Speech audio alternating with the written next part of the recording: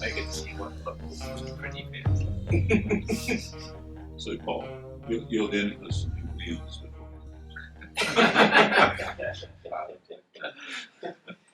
I guess. So thank you, Jonathan, for organizing this event, and thanks for inviting me. And I know I'm under a lot of pressure here because you just made a lunch announcement. So there's a conflict of interest for everybody in the room right now. So we're going to talk a little bit about visual data analysis and visualization for health science. And actually, this talk is especially prepared for this audience. I'm not going to go into a general discussion of visualization necessarily with this one slide.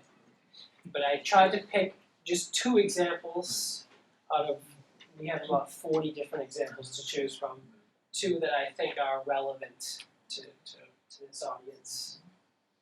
So just for the one slide about visualization for everybody that doesn't have a background in visualization. So visualization is good for exploration. That's the case if you don't know what your data is. Maybe you're not an expert, you didn't generate it. You want to find trends or patterns or outliers, and you might not even know what the data set is. Visualization is good for analysis. So this is the case when you're an expert and maybe you even collected the data and you want to confirm or refute a hypothesis. And I think everybody hopefully agrees that visualization is good for presentation. So after your exploration and analysis is done and you want to communicate the results to a wider audience, this is a strength of visualization. Another strength is to accelerate. So we can do things and make decisions faster with visualization than without visualization. I mean, what is visualization? In some ways, it's just a search process. It's a search process that you use your eyes for, right? We collect data because we want to search for something, and this makes the search process much faster. And in some case, it makes the search possible when it was previously impossible. So one example of a project we're working on is visualization of public health care data. So some of you may have seen this before. Public Health England has released a massive NHS data set that is anonymized as well as the SAIL one. And basically, they want to get a better understanding of public health, right? In England, obviously, they could hire more NHS staff, right, to analyze the data and so on. They'll analyze the patient behavior, but they've decided to collect diagnoses for all the patients, millions of patients, and billions of records. This is multivariate data. Right? It has diagnoses about all of our favorite problems like hypertension, cancer, chronic kidney disease, cardiovascular diseases. There are lots of diagnoses there. They put it on a public health care website for everybody to download, and it's organized by regions called CCGs, Clinical Commissioning Groups. And here's a typical visualization of some of the data, right? It's a scatter plot, which we're all familiar with, right? It's a 2-dimensional scatter plot, so it's limited in its dimensionality. And one thing that we're working on is how do we, 1, increase the dimensionality of the visualization, and 2, couple it to the geography. That would be nice to see, okay, where are these diagnoses occurring, or where are they not occurring? right? This is what the 209 clinical commissioning groups look like. So this is how the NHS practices are divided up geospatially. And a typical map like this visualizes or conveys one variant at a time. It might plot, for example, the population of a CCG to color, right? There's also an inherent problem because by definition, there's a very high density of data in cities, right, in very small compact regions, which is not very space efficient. Actually, really what we'd like is some sort of an exploded view of London, right? And we have lots of empty space around the UK. The UK has a very awkward shape. So that's not the UK. Well, England, yeah. So it's not the UK yet.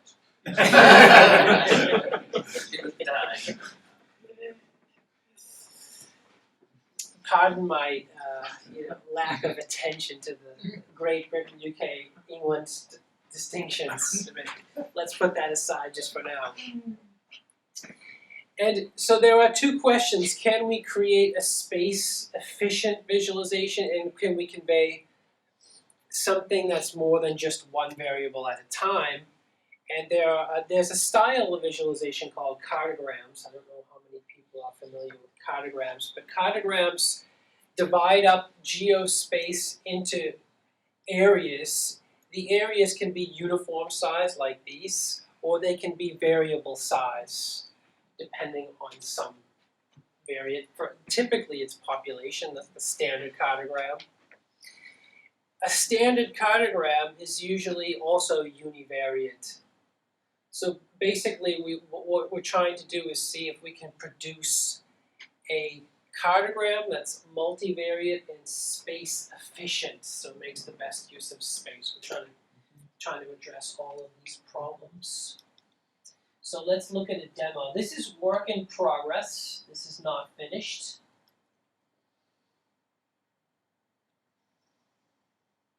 And we would love to get feedback on this from anybody in health science about what directions this could go into, and just general feedback. Could this be helpful? So these are the CCGs. These are 209 CCGs, right? And so we're computing a layout for the CCGs right now.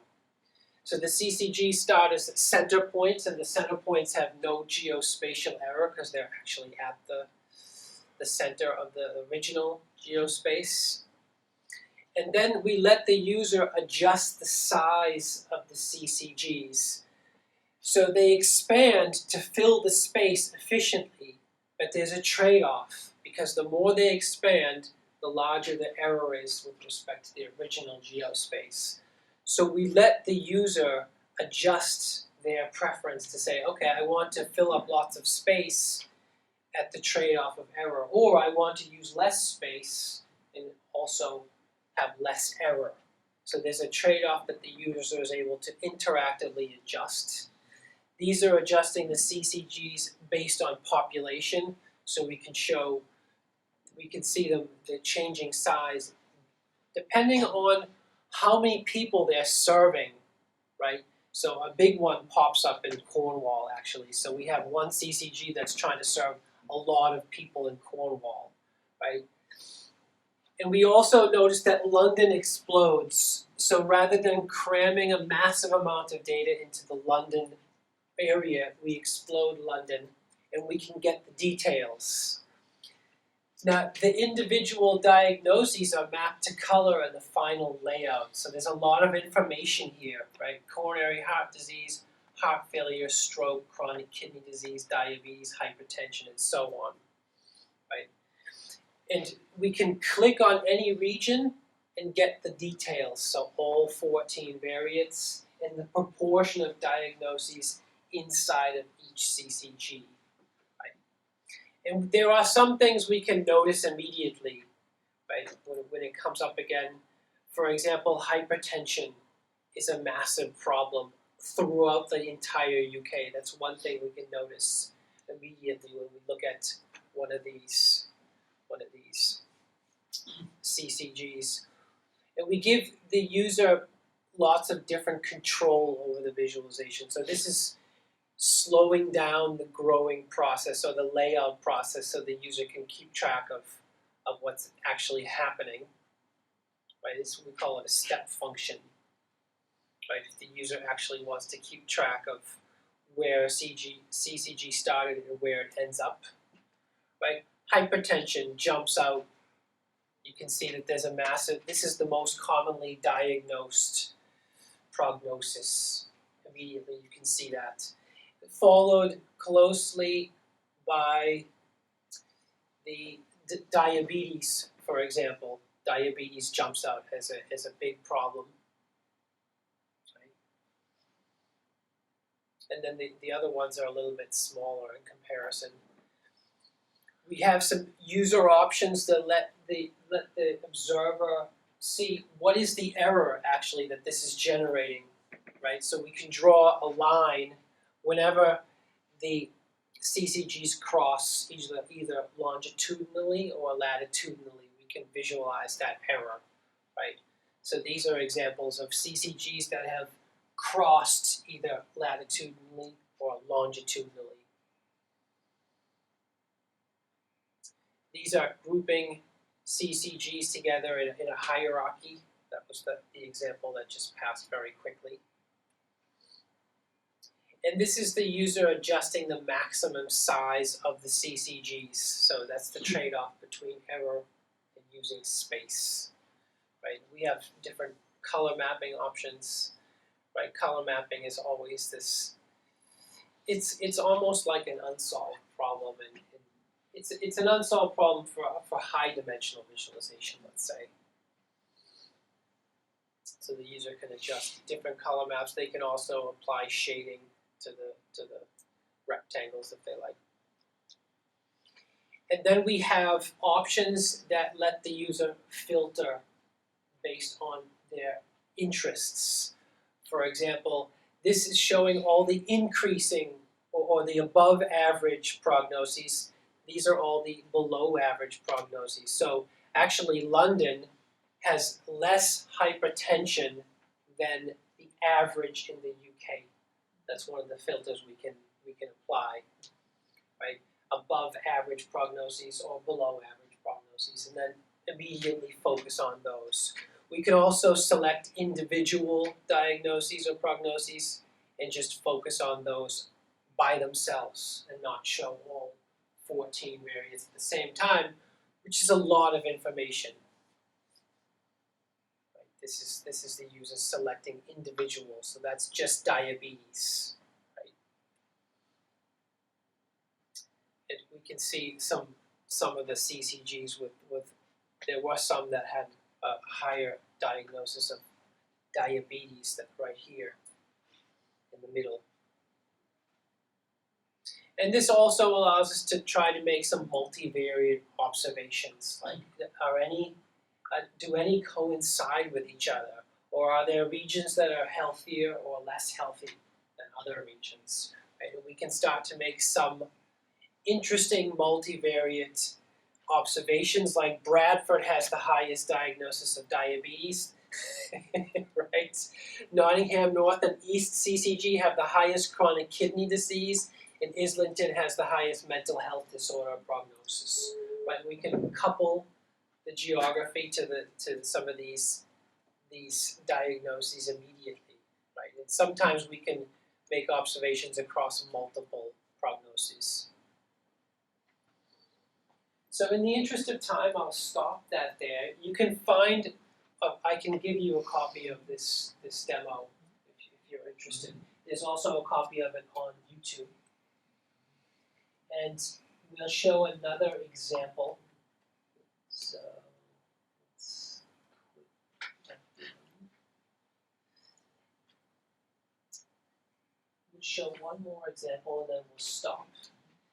I thought this is not about healthcare. But it is about multiple coordinated linked views of data. So I know that the health science group is very interested in multiple linked data sets. So we have something that mirrors that style, which is multiple coordinated linked views of data, right? And that means we can have several different simultaneous views of the same data. They're all coordinated and linked. So any interaction that takes place in any of the views is synchronized with the other views. And this is especially useful for selection and filtering and exploration. This example is from the Marine Energy Research Group. So they were very interested in using visualization to study the flow past their marine turbines and the behavior of the flow, because they want to optimize the placement, right? And they can install real turbines, but that's very expensive, so they use computational fluid dynamics to make some decisions before they go ahead with the real thing.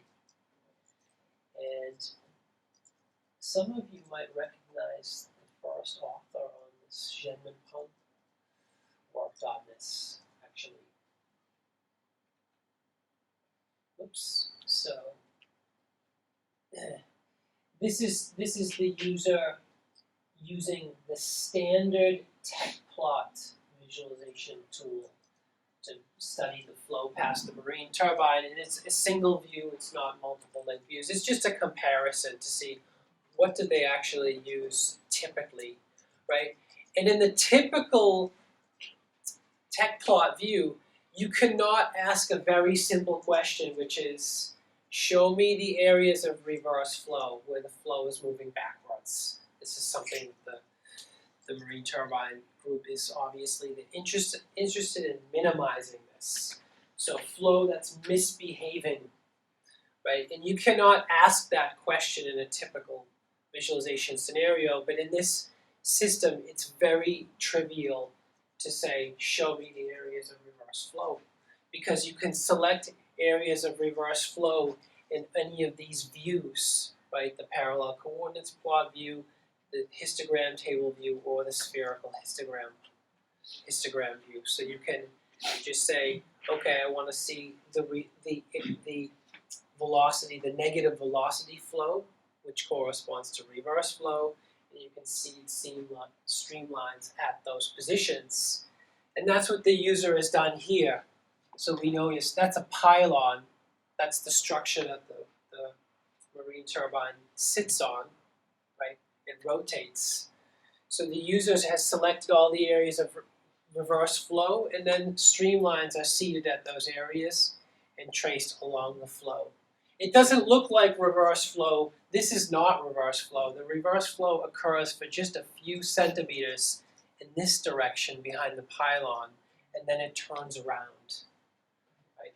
But they're interested in minimizing that reverse flow because it draws energy away from the turbines, especially the ones downstream. Right? And also, in the interest of time, we won't complete this example, but it gives you the idea of coordinated multiple link views for visualization purposes, and it's a dual to the multiple linked data sets that you're dealing with. Maybe you didn't know that there was something called coordinated multiple linked views in visualization until today. And this example is also on YouTube if you want to have a closer look at it. But I thought it's not necessary to go into all the details since it's from the green energy side of the world rather than the healthcare side of the world. And one more thing, everybody may have noticed this EPSRC call on cross-disciplinary and co-creation in ICT research. So this would be an interesting opportunity maybe to collaborate between computer science and health science. And there's a PDF of the call. I don't know exactly how well the combination of health science and computer science would fit this call, but my feeling is that it would. And actually Matt Roach is going to help us find out the answer to that question when he visits the workshop in London. Just quickly on that, next Thursday, and go into the briefing. So if anybody has some thoughts and conversations quickly next week, just on broad questions, they can email me and I'll raise those questions in the briefing event so we can discover whether it's. So yeah, that's definitely a question we're interested in, if the health science and computer science would be would fit the call. Any questions or comments? I tried to make it short. I think it was pretty short. Okay. So that's the last talk. So so thank you everyone who's did the talk today. It's much appreciated, and I'm sure